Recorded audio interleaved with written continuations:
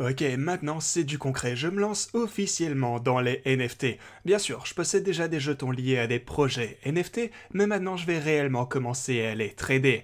Et ouais, simplement m'appliquer finalement dans cet univers. Maintenant, je comprends bien qu'il y a beaucoup de personnes sur cette chaîne qui n'investissent pas personnellement encore dans les NFT. Du coup, aujourd'hui, on va un peu plus se plonger dans cet univers en général.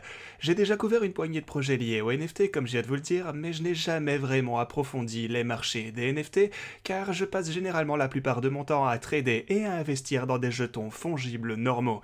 Cependant, avec les gains que certaines personnes réalisent grâce à ces fameux NFT, il serait dommage de ne pas au minimum jeter un œil à ce qui se passe, comment fonctionnent tous ces NFT et comment les gens gagnent des sommes d'argent qui changent leur vie grâce à eux. Et quand je vous parle de changer leur vie, je le pense vraiment. Il y a eu de nombreuses histoires de personnes qui ont minté un NFT pour une centaine de dollars, ou parfois même moins que ça, et puis l'ont vendu quelques mois plus tard pour des centaines de milliers, voire parfois des millions de dollars. Maintenant, dans les cas les moins extrêmes, il n'est tout de même pas rare de voir des NFT de collections populaires faire des x20 ou même aller jusque x50 en quelques semaines seulement. Aussi, je vais vous parler d'un lot de NFT dans lequel je compte investir, donc si cela vous semble intéressant, eh bien, alors vous allez pouvoir continuer à regarder cette vidéo car je couvrirai tout ce que vous devez savoir pour commencer à investir dans l'univers des NFT.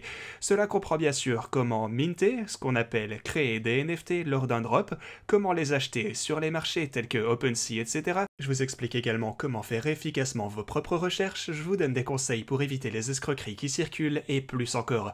Avant d'entrer dans tout cela, assurez-vous de vous abonner et d'activer la cloche afin de ne pas manquer d'autres vidéos comme celle-ci à l'avenir ainsi que tout le reste du contenu que je publie ici sur cette chaîne. Ok, commençons par les bases. Un NFT est un jeton non fongible, ce qui signifie que chaque NFT peut être identifié de manière unique sur la blockchain. Ceci est différent d'un jeton fongible tel qu'un ERC20, comme par exemple Chainlink, ou si vous et quelqu'un d'autre vous envoyez des jetons Link, vous ne pourriez jamais faire la différence entre chaque jeton envoyé. Le type de NFT le plus courant est un jeton ERC 721. La norme ERC21 n'est essentiellement qu'un aperçu de la façon de créer un NFT simple qui peut être transféré en toute sécurité et qui pointe vers une image ou un autre type de données via ce qu'on appelle une URI qui est stockée dans les données du jeton. C'est là qu'une fausse idée commune entre en jeu. Les images, les vidéos ou toute autre représentation visuelle des NFT sont en fait rarement stockées en chaîne en raison du coût élevé que ça représenterait. La solution qu'on a trouvée est qu'au lieu de cela, un NFT a ce qu'on appelle une URI qui renvoie à l'endroit où l'image ou d'autres données sont stockées quelque part sur Internet. Une autre idée reçue très commune à laquelle les personnes spécifiquement anti-NFT ont tendance à croire est que ces NFT sont mauvais pour l'environnement. Bien sûr, ça n'est pas vrai du tout, car les blocs minés sur Ethereum par exemple ou sur toute autre chaîne vont être minés que les gens utilisent des NFT ou non. D'ailleurs, l'énergie utilisée pour le minage n'est pas suffisamment importante pour nuire à l'environnement. Et en plus, comme on le sait tous, Ethereum va bientôt passer de toute façon à la preuve de staking à la place, et c'est la seule chaîne majeure qui reste en étant preuve de travail où les NFT sont fréquemment utilisés. Mais quoi qu'il en soit les gars, je vous ferai savoir très vite les NFT dans lesquels je compte investir, mais avant qu'on ne fasse cela, j'aimerais vous parler un peu plus de la manière dont tout cela fonctionne. Du coup, pour interagir et investir dans les NFT, vous aurez besoin d'un wallet Web3 et de quelques jetons pour le gaz de la chaîne que vous comptez utiliser. Ethereum est évidemment la chaîne la plus populaire qui soit pour les NFT, mais Solana a récemment gagné beaucoup en popularité et Tezos a également vu une activité accrue, mais tout de même beaucoup moins. Le wallet que vous utilisez dépend bien sûr de vous, mais MetaMask est toujours un bon choix pour Ethereum et Phantom bien sûr pour Solana. Il existe deux manières principales d'obtenir des NFT, le minting et l'achat. Le minting, c'est lorsque vous êtes le premier propriétaire d'un NFT et que vous payez le prix et les frais pour le faire créer sur la blockchain lors du lancement d'une collection. Cela se fait fréquemment via le site web d'un projet et c'est toujours très simple. Il y a un bouton Mint, vous cliquez dessus, puis vous acceptez la fenêtre pop-up du wallet pour approuver la transaction. Il existe des mintings gratuits et des payants. Lors d'une création gratuite, vous devrez simplement payer les frais de gaz et dans une payante, vous payerez les frais de gaz et un prix de base. Le prix de base peut être tout ce que l'artiste ou l'équipe décidera de fixer.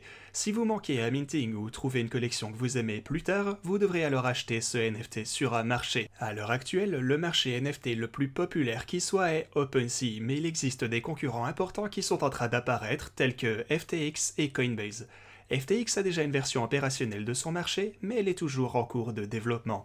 Coinbase, lui, vient d'annoncer qu'il travaillait sur un concurrent d'OpenSea hier. Le fait qu'on voit des concurrents arriver est très important à noter, car la possibilité d'acheter des NFT via Coinbase donnera accès à un très grand nombre de personnes qui ne sont pas à l'aise pour utiliser d'autres sites un peu plus avancés. Du coup, dans cet esprit, il y a de fortes chances que ce soit le bon moment pour s'appliquer dans les marchés NFT, et c'est d'ailleurs pourquoi j'ai décidé que c'était le moment pour réaliser cette vidéo. Ok, donc acheter un NFT sur un marché comme par exemple OpenSea n'est pas difficile tant que vous avez un wallet Web3 et que vous savez comment l'utiliser. Vous trouverez simplement le NFT que vous souhaitez acheter et vous pouvez soit placer une offre, soit l'acheter immédiatement si cette option est disponible. Cependant, il est plus fréquent de voir des personnes utiliser le système d'enchères. Par contre, une chose à savoir lorsque vous utilisez les marchés est qu'il y a déjà un grand nombre de personnes qui essayeront d'enchérir très bas sur des pièces que vous vendez, ainsi que des bots qui achèteront des NFT sous-évalués. Du coup, soyez bien attentifs quand vous allez mettre une pièce en vente et assurez-vous de définir le prix correct, parce que si vous vous trompez, c'est très probable qu'il sera acheté et remis en vente avant même que vous ne puissiez modifier l'annonce pour la corriger. Une autre tentative d'escroquerie courante est que les gens feront des offres proches du prix demandé, mais cette fois dans une crypto différente. Par exemple, si vous avez mis en vente un NFT pour un Ethereum, des gens pourraient enchérir à 0,9 USDC en espérant que vous ne fassiez pas attention au jeton dans lequel se trouve leur enchère. Ça peut sembler un peu stupide, mais ça a déjà convaincu de nombreuses personnes et a coûté aux vendeurs de très grosses sommes d'argent, et ce seulement parce qu'ils n'étaient pas assez attentifs. Mais maintenant que vous savez comment acheter des NFT, voyons comment savoir quel NFT acheter. Comme tout autre type d'investissement dans les cryptos, vous allez vouloir faire vos propres recherches, pas vrai? C'est ce que je vous recommande toujours, c'est important de toujours se faire son propre avis. Mais il existe déjà de nombreux projets NFT qui sont utilisés comme des pump and dump ou arnaques rapides, et il ne serait pas surprenant d'en voir davantage à l'avenir alors que de plus en plus de personnes novices dans les cryptos entreront dans les marchés NFT, étant donné qu'ils seront la cible la plus facile pour ce type d'arnaque.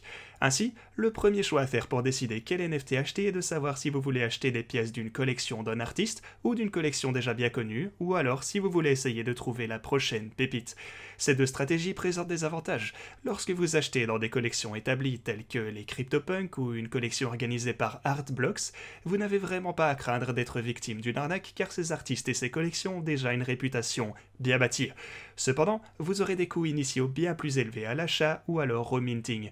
D'un autre côté, si vous essayez de trouver le prochain projet qui pourrait exploser et devenir super populaire, vous aurez un potentiel de gain de x100 ou même x1000 parfois, mais aussi beaucoup plus de chances qu'il n'atteigne zéro ou devienne complètement illiquide.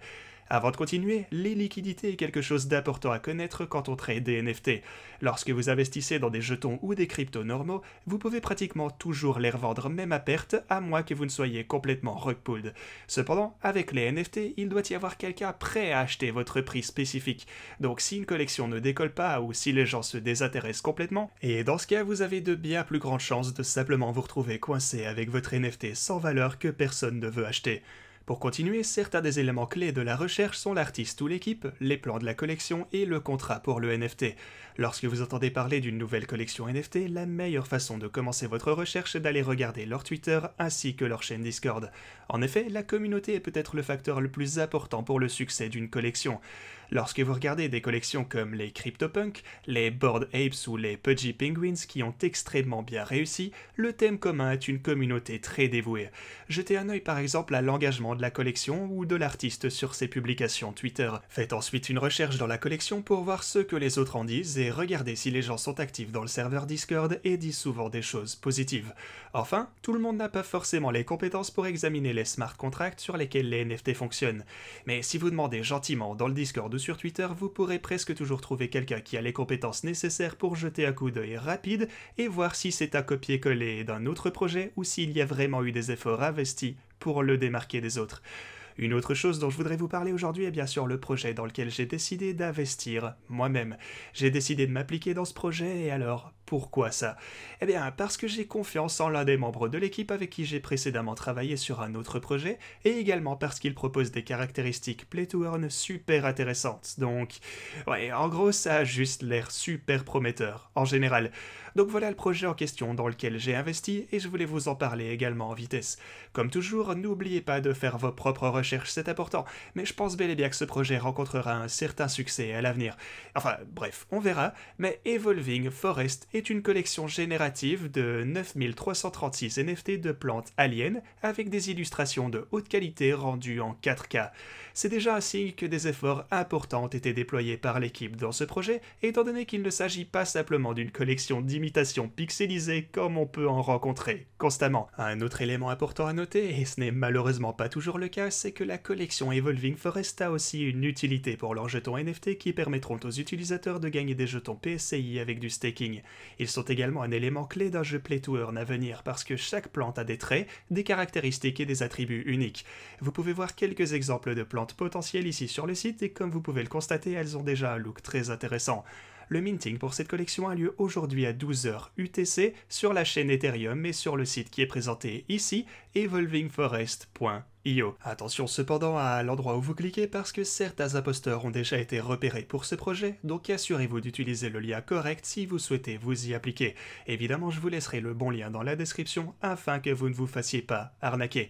Le prix du minting pour les arbustes sera de 0,12 Ethereum, mais en plus de recevoir votre NFT, les minters deviendront également éligibles pour des airdrops de plantes spéciales complètement uniques. De plus, si vous envisagez de staker vos arbustes, vous voudrez peut-être en créer plusieurs d'affilée, car vous pourrez recevoir des bonus correspondant au nombre de jetons que vous recevez en stakant plus d'un arbuste, comme expliqué dans le tableau que vous pouvez voir juste ici. Vous avez peut-être également remarqué que si vous conservez vos arbustes et les stakez jusqu'à ce que le jeu soit sorti, vous recevrez un airdrop de jetons PSCI supplémentaires, et le staking vous donne également accès en pré-vente au futur minting ainsi qu'à un airdrop de créatures extraterrestres. Dans ce tableau, on peut voir le processus de staking ainsi que comment votre arbuste va se développer en cours de route. Encore une fois, si vous voulez en créer certains, le lien se trouvera dans la description. Je vais aussi vous montrer un petit aperçu concocté par l'équipe pour le minting à la fin de cette vidéo. Mais tout d'abord, rappelez-vous qu'il ne s'agit que d'une introduction de base au NFT, donc si vous souhaitez des informations plus détaillées sur des collections ou des aspects spécifiques de l'investissement dans les NFT, n'hésitez pas à me le faire savoir dans les commentaires en ajoutant votre adresse BSC. Ok les gars, merci beaucoup d'avoir regardé cette vidéo, il est temps pour moi de vous laisser avec ce petit aperçu.